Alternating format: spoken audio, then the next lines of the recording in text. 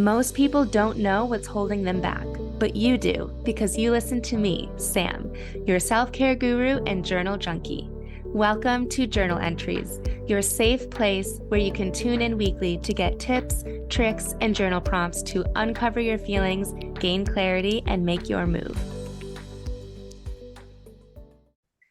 Hello, hello. Welcome to this week's episode of Journal Entries. I am eager to get to the punchline of today's episode because I just feel it in my soul, but there has to be some background before we get there. So we're going to be talking about wellness. Wellness, that term, I think, has great intentions.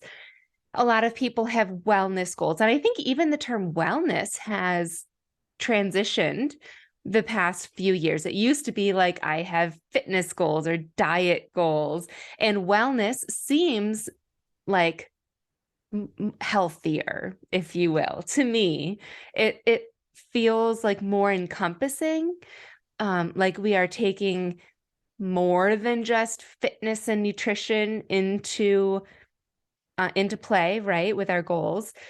But typically, wellness refers to like movement of some kind, nutrition of some kind, drinking water, that sort of thing. And it's used to take control of our well-being, of our bodies. But oftentimes, people are eating healthy and they are exercising and they are drinking water, but they don't feel better. So there are a few downsides, I believe, to the term wellness and to the focus that wellness has. So the first one is that if you are that person, if you're the person who just isn't seeing results and you're not feeling better from exercise and nutrition alone, you almost feel like you're quote unquote doing it wrong, right? You keep trying the next workout or the next diet or the next thing from a place of lack, or like you quote unquote should do this thing to look a certain way, versus trying something new from a place of joy and curiosity. The second thing that I believe is a downside of wellness is that so much of wellness has been commoditized and commercialized. Even things that should be free, like water, right? Like, what is that water? Well, there's smart water. Smart water, Fiji is coming to mind. Like expensive water. I don't even know if like there are any extra things in there. Maybe there is, but like people pay extra for water. There are also apps that teach us how to breathe, how to meditate, which I do pay for an app. So I'm not bashing it. I'm participating in it, but just breathing is something that should be free. Learning to meditate is something that we could learn off of YouTube, but there's apps and people that we can pay. Acupuncture, massage, supplements to fill nutritional gaps, workout apps, of course. These are all incredible options, but they're inaccessible to some people. Right. And then the third thing that I think is a downside to wellness, the biggest thing really, is that wellness leaves us with a full to-do list. We already have a full to-do list, right? We already do, with things that we have to do for work or ourselves or our families. But when you start prioritizing your wellness, you add things to that list, like exercising, And then sometimes like tracking things, right? Some people track their steps, they track their calories, they track their sleep data. Some people time things like the number of miles, the number of reps, the number of minutes that they meditate. You can spend hours researching and then buying the things like the products that I mentioned earlier. All those things add to our to-do list, and thus they add to our brains and headspace. They take time away from other things that we could be doing, even if that other thing is just breathing and de-stressing. So I believe that that wellness can cause additional anxiety to be doing all of these things and focusing on all of these areas, especially when we're already so busy. I feel like I'm anxious right now, like I'm heightened. I'm breathing a little bit faster right now because all of these steps that wellness, quote unquote, makes us take, it also makes it easier not to do the things and to fall off track. And then we feel guilt around starting back up again, which feels like a disservice to our bodies and to our minds and just a vicious circle. So there is some good news.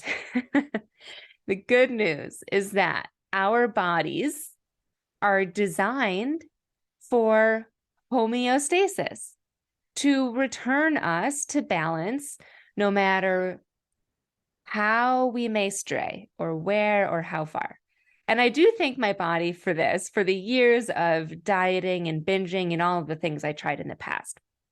But by fighting against homeostasis, instead of letting our bodies do its thing on a daily basis, we are programming our minds to believe that we can and should have complete control over our bodies. Right? That's true for me. When I wrote that, I like bolded the word control. I just feel like we've been shown from the media. Like I'm just picturing being a young girl and looking at magazines and like seeing the headlines and seeing the models on there, and like the what was advertised to us was the fact that we can control how our bodies look and we can control what we eat, which is, we can control what we eat. I will say that. But a lot of times controlling what we eat came in the form of denying ourselves of what we really wanted. So when we are in this headspace of controlling our bodies and what we look like, we try to schedule the workouts, make the appointments, get the gadgets, make the meals, prep the meals, no matter how much internal stress or even anxiety it might cause us. And if we're doing all of this, if we're doing the wellness movement with the wrong intentions, like comparing our bodies to these unrealistic expectations, that stress or anxiety is going to be through the roof when we fall short, right? When we skip the workout, when we eat the brownie. And then it's all about the guilt of getting back on track and starting again. When in reality, life and our bodies, it's the opposite. Peace requires relying on an inner knowing, a place where we can only access that inner knowing by listening to ourselves, not by studying our stats, right? The sleep stats, the steps stats. It requires calm in the face of everything that life throws at us, all those metrics, all those goals, and just life in general. An idea that was shared in Oprah's Q1, so 2023 first quarter, Oprah's magazine, was that the goal shouldn't be wellness, that the goal is wholeness. It said this, it said, I think we're not on a hunt for wellness at all. We're on a hunt for wholeness. There are no exterior standards to wholeness. There's no prescribed checklist. It's an interior sense of feeling complete. Wholeness is more often unlearning and undoing. It's freeing ourselves from beliefs we have about who we are and ways we have been persuaded to fix ourselves to know who we genuinely are. That speaks so much truth to my soul, right? Wholeness is about unlearning and undoing who we thought we needed to be in ways that we have been persuaded to, quote unquote, fix ourselves, to fix our bodies, to understanding who we are, what we need. I love this so much because wholeness doesn't mean you need to add anything else to your plate. It means we get to release expectations. And I want to say this. We can still set goals like weight loss or strength goals, but we can do it from a place where we're honoring our bodies and minds whilst our bodies and minds are changing to the goal. The focus is on feeling complete and whole throughout the process. I can tell you this. I know what it feels like to be uncomfortable and unhappy in your body. But I also know the feeling of getting to my goal weight and still not feeling satisfied, of still yearning to like lose more weight. And then I would be happy. If I lose just 5 more pounds, then I would be happy, right? You can choose to be happy now and work on being complete now so that when you do reach those goals, whatever your goals might be, then you'll still be happy and complete. So wholeness is not taking away from any other goals that you might have. It's switching the focus from strictly those goals to how we feel as we pursue those goals. So how do we do this? Right? It sounds so easy in theory, but I'm going to give you some ideas of different ways we can go about this. Back in the day, Indigenous wellness was more than just movement, food, and water. It was also sleep, spirituality, sacred space, land, and community. So check in with yourself. And this can be journal prompts for you. The ways that I would check in with myself, and I'll put this list in the show notes for you so you can come back to it. First, how is your sleep? Not based on your apps, but how do you feel when you wake up in the morning? Are you getting enough sleep? How is your movement?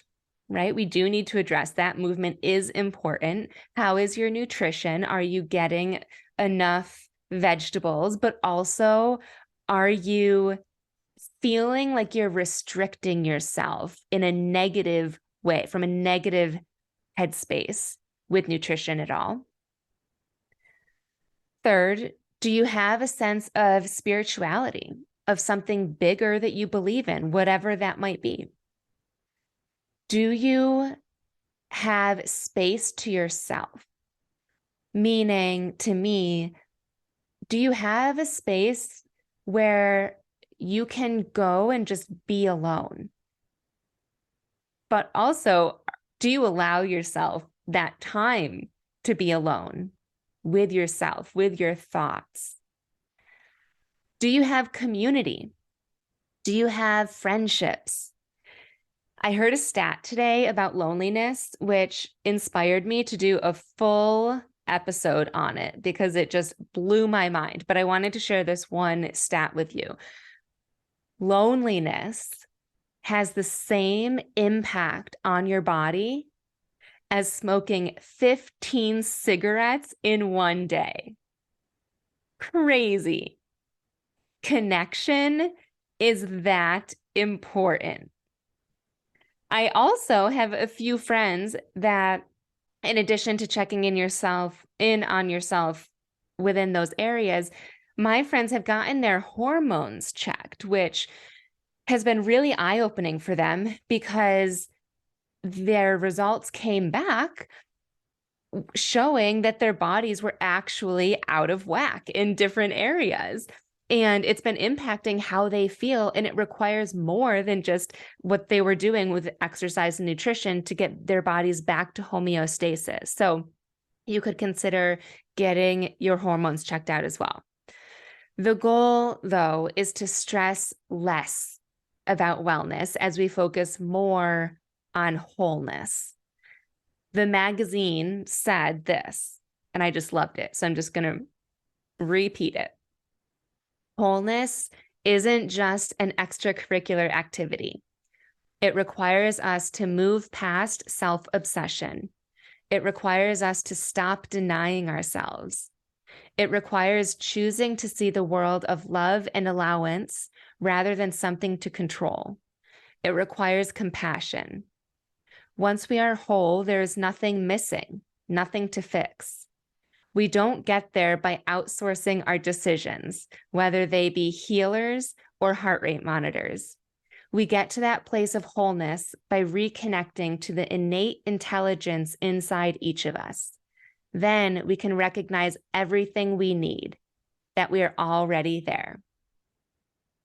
I think it's powerful to understand that wholeness is already inside all of us. You can answer those questions above. And I think that it'll help you tune into yourself rather than thinking that the answers are outside of ourselves. Wholeness is already inside all of us. We just have to turn up the dial on our intuition of how we feel and what we truly need. The very first step that I take with my private clients is getting grounded in where they currently are, in creating awareness. If you're interested in pursuing this feeling of wholeness, I encourage you to prompt yourself with these additional questions. First and foremost, so basic, but so eye-opening some days. How are you feeling? Second prompt. When it comes to your body and mind, what are you proud of? What have you been denying yourself of? Why has it been important for you to not receive that? What would happen if you did allow that into your life? I'm going to repeat those last three because those are going to be the most eye-opening portion of your journal entry. Again, I'll include these in the show notes, but I just want to say it again. What have you been denying yourself of? Why has it been important for you to not receive that, to deny yourself of that? And then what would happen if you did allow that into your life? What I hear from my clients is that they can answer this quickly, but then it's harder. They just stick on the surface level. It's harder for them to dig a little bit deeper to understanding and actually getting that clarity and getting that aha moment from these entries. If you do feel like you need help in working through these prompts and creating awareness and creating wholeness and all of that, I do have at the time of this recording 2 open spots for private clients. So learn more about what that entails and what that looks like to work with me one-on-one at the link in my show notes. It's samanthapenkoff.com/private-coaching, and you can learn more and apply. But that is my most sacred space. I love chatting with you through this podcast, but working one-on-one and learning more about you and where you're at is just so fulfilling for me. It fuels my soul, and seeing the transformation through you and your connections and your relationships and opportunities that are presented to you is just so exciting for me. And so I'm really excited to open up 2 more spots. So if that sounds up your alley, feel free to check that out. If not, as always, I so appreciate you and I'm so grateful for you tuning in this week, and I will talk to you soon. Have a great day. Thanks so much for tuning in to this week's journal entry. I love connecting with my listeners, so make sure you screenshot this episode and tag me on Instagram at samantha.s.says so I know you're listening. And don't forget to grab your free training and journal prompts at www.samanthapenkoff.com/podcast.